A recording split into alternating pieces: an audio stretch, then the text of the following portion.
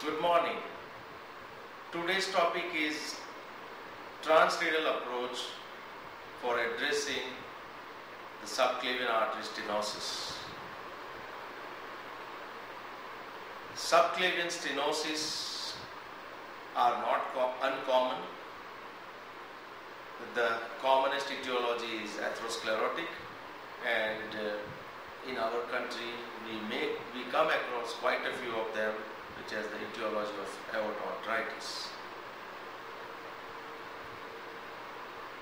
Subclavian stenosis are responsible for the arm claudication and sometimes the lima stele and related issues like significant angina. So they need to be addressed.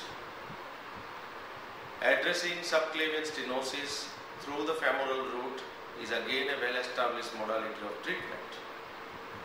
We developed a technique of addressing subclavian stenosis using the transradial approach.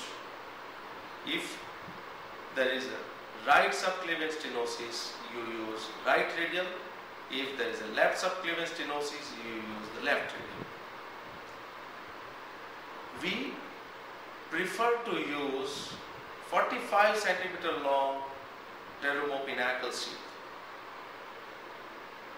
Cook also makes small 45 centimeter sheaths or even cordis. So depending on the availability, any 45 centimeter long sheath is perfect to address the subclavian stenosis.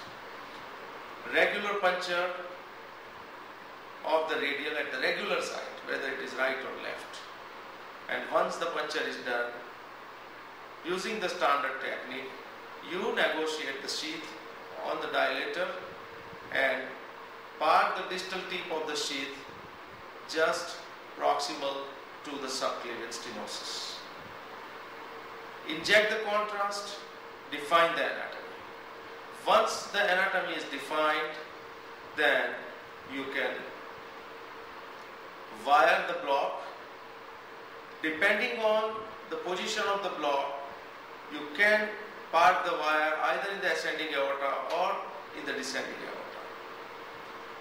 If the block is very tight, you pre-dilate it using the peripheral balloon, and if the block is moderate and if you are confident of doing direct stenting, you may go for direct stenting. You can use self-expanding stent, you can use the balloon expandable stent depending on your comfort level. The caution is there are two very important structures which arise from the subclavian system: the internal mammary artery and the vertebral.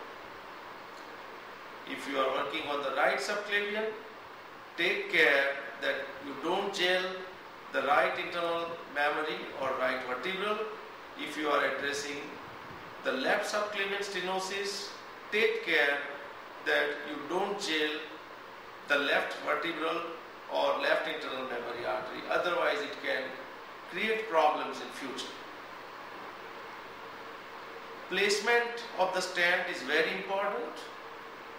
There is a possibility that you might have to project a part of the stent in the descending aorta or ascending aorta, and then make sure that the part of the stent which is protruded outside the subclavian is as minimum as possible, just to avoid the future problem of distal embolization because of thrombosis.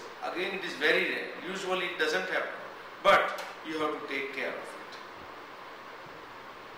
I think this is all about it. Thank you.